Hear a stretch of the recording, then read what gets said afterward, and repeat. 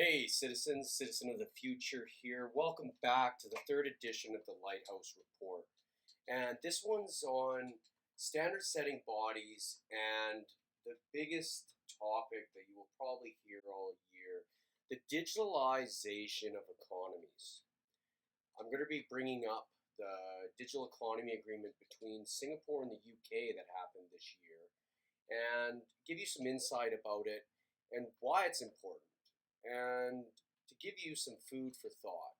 Because where we are in this fourth industrial revolution, the world's moving from an analog system to a paperless system using digital data points. And that's why they say data is the new gold, because data is going to be running the world.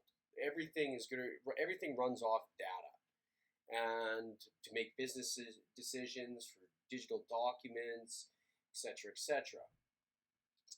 So quickly, I did record a video at first, and it was over half an hour, and I just know that it doesn't reach people's attention span. So I'm just going to do this quick summary video, and maybe I'll release a long one in the long term here. So quickly, I want to just break down some of the things in here. So the first part of my write-up here, I created these visualizations to give you a visual into this so you can always remember, and it's not just some complex jargon. So UK is the first G7 to work on towards digitalizing their economy. This is a first for the world, and it just baffles me that us retail citizens, it just gets shoved under the rug. Nobody's paying attention. What does the news talk about? COVID-19, Ukrainian war, high inflation, stuff to keep us in the past. They're not telling us what's going on in the future. And well, that's why I'm trying to bring all of us citizens that are watching this, trying to learn to the future. So if you like reg tech and regulated information, then watch the rest of this video, because I'm going to break it down quickly and go through it. So February 25th, 2022, that is when the UK and Singapore shook their hand on this digital economy agreement. So I have the document right here. The United Kingdom Singapore Digital Economy Agreement enters into force. So here we go. And this right here is some snippets to show you guys how the narrative in the trade industry is shifting.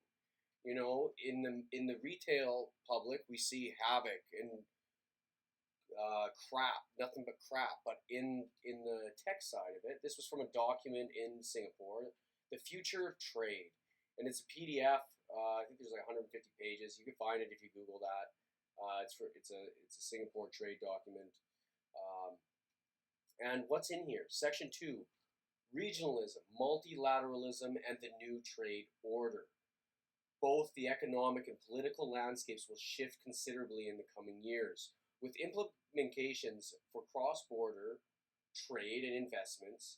Actions by middle powers such as South Africa, the UAE, and Australia, and local trade agreements will lead to greater regionalism.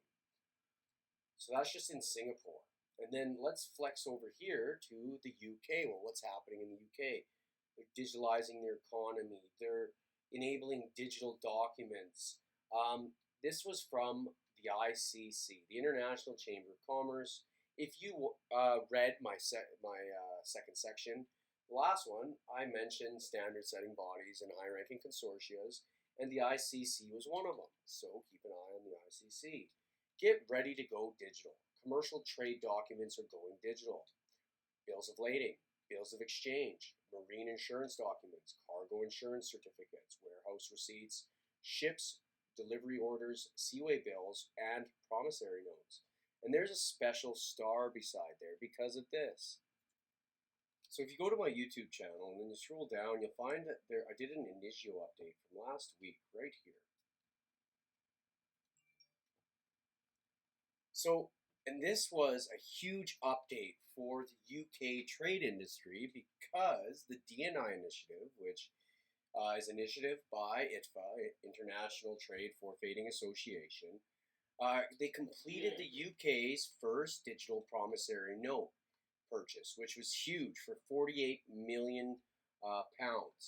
And so I covered this 8 days ago. So this goes exactly with what we were talking about, how they're digitalizing documents. They're ready to go digital, and we are at the start of a new era of documentation. So pay attention, get ready, get ready. We are at the beginning. So cheers to that. If you're listening to this, you are at the start of some big changes ahead. And this was another snippet in April 5th. By creating a globally harmonized, digitalized trade environment, we can take global trade from analog to digital. And when I seen that, I was like, holy crap. I was saying this at the start of the year, and now I'm seeing it echo back from other people in the industry. And it's like, holy crap, this we're on to something here, citizens. And this was another snippet, tectonic shifts and the drivers of trade. What is that? The digitalization and the automation of these new Industry 4.0 technologies. Interesting. So now let's just shift over this. So before I get back into the second piece of the thing, let me just cover the UK and the Singapore Economy Agreement. So this is blah, blah, blah. It's talking about trusted data flows which encourage participation in the digital economy. Come down here. So what is it going to do? The highlights of modules within the UK Digital Economy Agreement. Advanced end-to-end digital trade, electronic payments. Talking about to support the development of a secure and safe cross-border e-payments, Singapore and the UK will promote transparent and facilitative rules such as encouraging open APIs, application programming interfaces, adopting internationally accepted standards, and promoting interoperability between e-payment systems. So let's take a step back. Quant has a really good API connector for interoperability between blockchain and DLT networks. Other technologies, Inigio is able to connect using APIs. Other paperless trade platforms are able to connect with APIs. Then they're talking about promoting interoperability through electronic payment systems. So I bet you in the fine print behind the scenes, they're also referring to the ISO 222 upgrade for richer payment infrastructure for banks and SMEs to send value between each other. So, and then paperless trading. This is the one that I love writing about because nobody's talking about it, and that's why I want to be the one to bring you guys up to speed. So, paperless trading to support digitalization and the seamless exchange of commercial documents. Singapore and the UK will accept electronic versions of trade administration documents. Both parties will also seek to facilitate cross-border digitalization of supply chains, with a focus on promoting interoperability of electronic documents such as bills of lading and invoices. This will enable faster and cheaper transactions and will reduce costs for businesses. So go back to the first Lighthouse report edition and see what I've been talking about and trying to get you guys to read into. Enable trusted data flows. Data flow is increasingly important by the growth of the digital economy, as it supports electronic commerce and other digitally enabled activities such as data analytics and AI.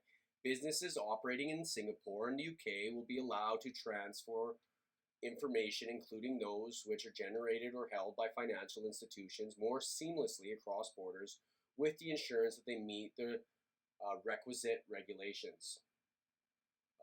Prohibiting data localization. Submarine cables. I actually have an interesting thread on submarine cables if you don't know how the world's internet infrastructure is run through these submarine cables. They talk about open government information, talking about data being able to be trusted between governments, facilitate trust in digital systems and participation in the digital economy. Cryptography to ensure that the companies using cryptography can trust the market within they operate, encourage innovation, and ensure that the private keys and related technology used are protected. Neither country will require the transfer of or access to The above as a condition of market access. This would cover both products as well as services that use cryptography, source code protection, online consumer protection, small medium enterprises cooperation.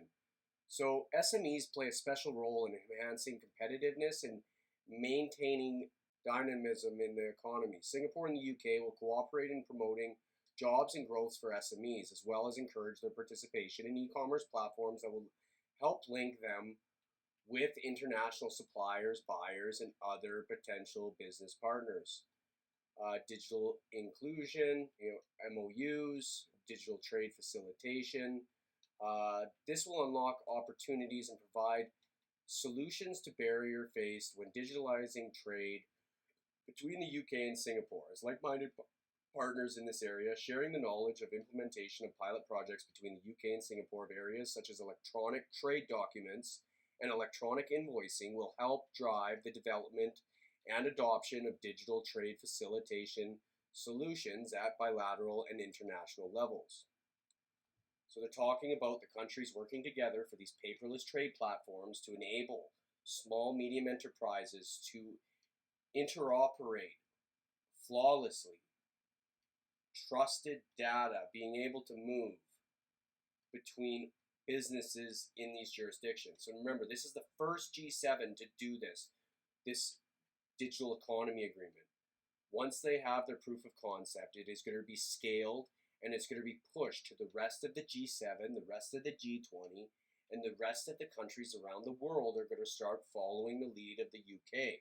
The benefits of digitalizing trade include reduced costs for businesses, driving competitive pricing for consumers, a reduction in the carbon footprint of trade, improving accessibility by SMEs to engage in cross-border trade. Sharing the best practices will also include the creation of secure global supply chains and interoperable digital ecosystems. For example, a pilot scheme to simulate the transfer of electronic bills of lading will lay the foundation for businesses to enjoy a digital ecosystem for the cross-border trade transaction. Using electronic bills of lading decreases cost, fraud risk, and transaction times, as businesses no longer have to physically manage hard copy trade documents. The establishment of a pilot project to share information and encourage the adoption of e-invoicing will enable businesses to transact with their overseas partners seamlessly. Oh, crazy. I was just explaining that, and then this is the one to read, right? Digital identities, cooperation. So as we know, we're moving towards digital identities for the citizens. Cybersecurity, IoT. I'm just going to read out just quickly. The FinTech bridge. They've got a FinTech bridge to go from Singapore and the UK. Customs cooperation. This will be in the comment or whatever, so you can read this document.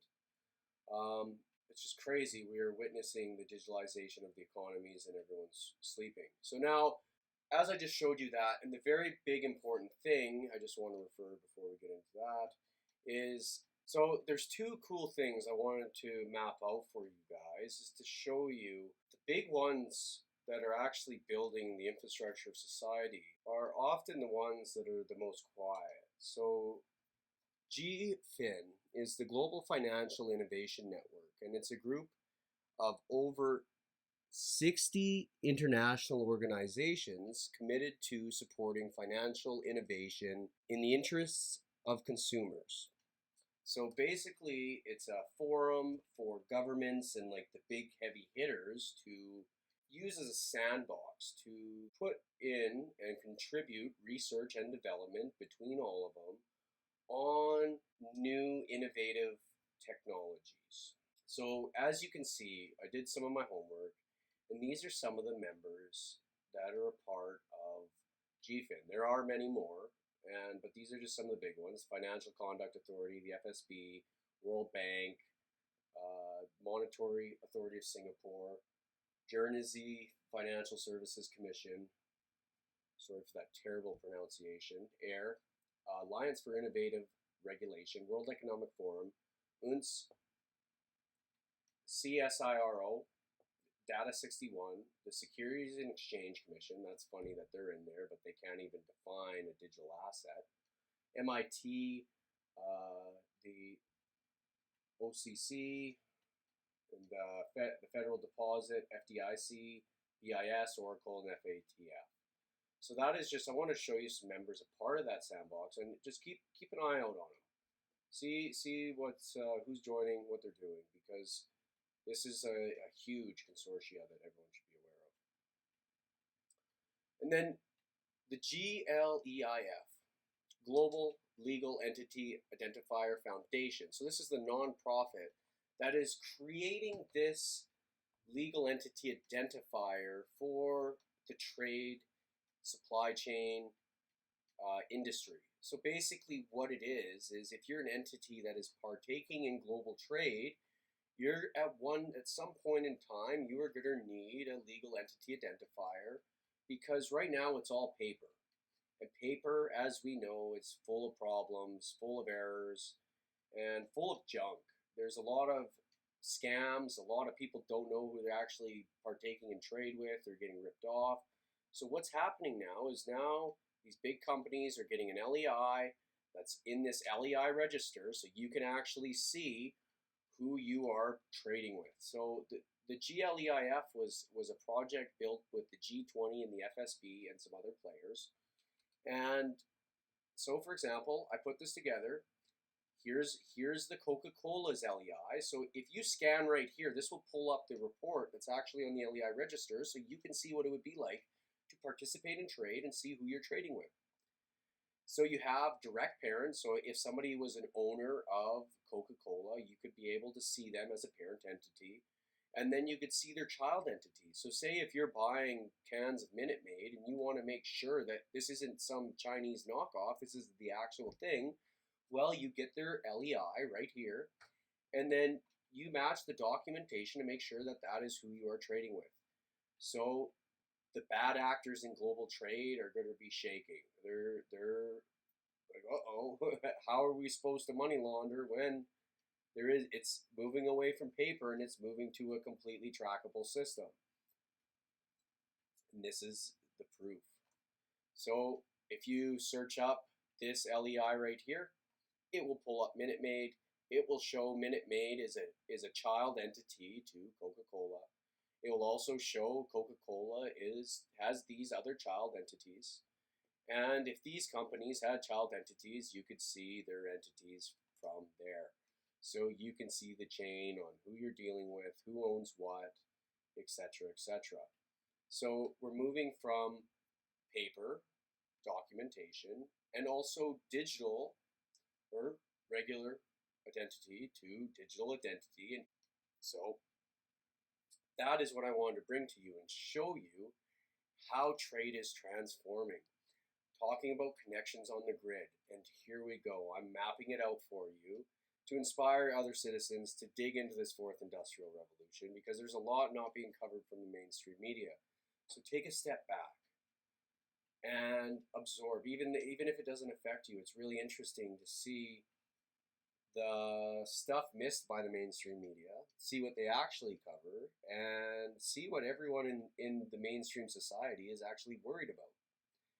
So anyways, I'm going to leave it at that. So I gave you guys in this video, the economies are moving digital. The standard setting bodies, you now have a 15 list. If you compare the second edition and this third edition, you now have 15 high-ranking consortia, standard setters, and things that you should be aware of as a citizen of the globe.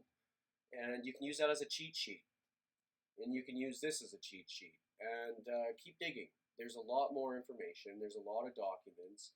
And there's a lot of changes coming. So you can either get in before the mainstream, or you can get in after it goes mainstream. None of this is financial advice, but me sharing some of my research that I put together and think is very important under this topics.